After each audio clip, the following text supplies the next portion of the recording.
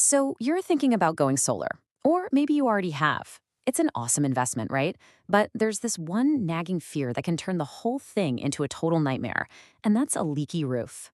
In this explainer, we are going to pull back the curtain on the real reasons solar installations leak. And more importantly, we're going to show you exactly how to make sure it never ever happens to you. All right, let's dive in.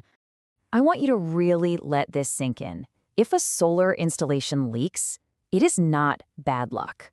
It's not some random act of nature. It is a design mistake, period. It's a predictable, and you know what that means? It's a preventable failure of engineering. And here's the really scary part. This kind of damage is insidious. A small leak doesn't just show up one day as a big puddle on your floor. No, it starts as a tiny little drip, secretly seeping into your insulation, rotting away the wood in your roof, and just spreading completely unseen. It could be going on for months, maybe even years, before you finally see that awful, dreaded water stain on your ceiling.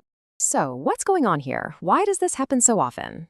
Well, it all comes down to this massive gap between what most people think they know about installation and what it actually takes to keep a roof waterproof for decades. Okay, and this right here, this explains everything. You've probably seen those YouTube videos, right? They show you the easy stuff. Bolt this here, clamp that there, use some flashing. It seems simple enough, but what they almost always miss is the critical stuff, the why behind it all. They're not talking about the actual physics of how water moves or about this thing called thermal expansion. And they're definitely not explaining why just slapping on some sealant is a guaranteed recipe for disaster down the line. All right, to really get this right, you've got to learn to think like your enemy. And in this case, the enemy is water. We need to understand the fundamental physics, the forces that let it sneak into the absolute tiniest, most impossible seeming spaces. So here's the deal. You're not just fighting gravity. I mean, that's the obvious one, right? Water flows down. But you're also fighting something called surface tension or capillary action. This is the snaky one. It can actually pull water sideways and, get this, even uphill into tiny little cracks. Then you add a little bit of wind, creating a pressure difference, and, well, that water is absolutely going to find a way in. It doesn't need a big hole. Okay, if you remember one thing, let it be this. This is the golden rule of roofing. It is absolutely non-negotiable. Think about the shingles on a roof. Simple, right? The top one always overlaps the one below it, so water just sheds right off. If you get this wrong with your flashing, if you slide the flashing over the shingle above it, you have literally just built a tiny funnel. A funnel designed to channel water directly into the hole you just drilled in your roof. It's a guaranteed leak. Now, let's talk about the silent killer of pretty much any waterproof seal, thermal expansion. Think about it. Your roof bakes in the sun all day, and then it cools down all night. The metal mounts for your panels, they expand and contract with those temperature swings every single day. Now, it's a microscopic movement. You'd never see it. But multiply that by thousands of days over the years, and that tiny movement is enough to slowly wiggle a bolt loose or completely shatter the bond of that sealant you relied on. This brings us to another key concept, getting the pressure just right. See, a good seal is all about achieving the perfect amount of compression on that rubber gasket. It's kind of like a Goldilocks situation. If it's too loose, well, you've got a gap. Water gets in. But if you go crazy and over-tighten it, you can actually crush and deform the gasket, causing it to crack. And that creates a ticking time bomb, a leak that might not even show up for months or years, but trust me, it's coming. Okay, so we've covered the physics. Now let's look at how these principles play out in the real world. We're going to go through the most common mistakes. Let's call them the 7 deadly sins of solar installation. These are the things that pretty much guarantee you're going to have a leak down the road.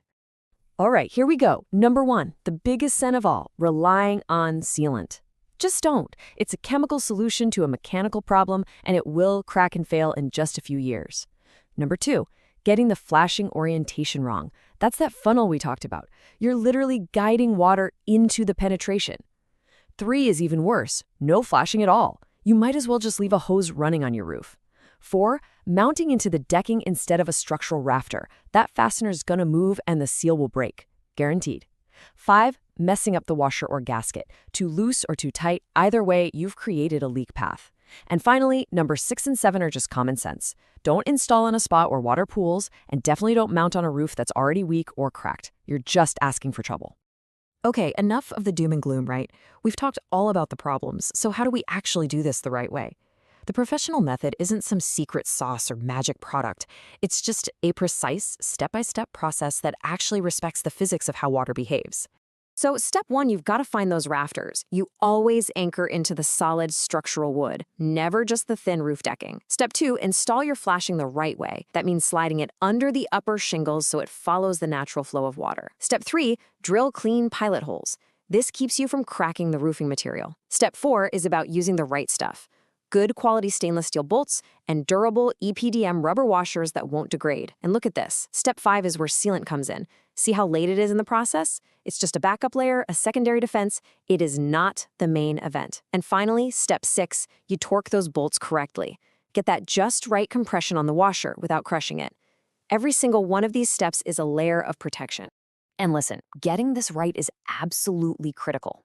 We're not exaggerating the stakes here.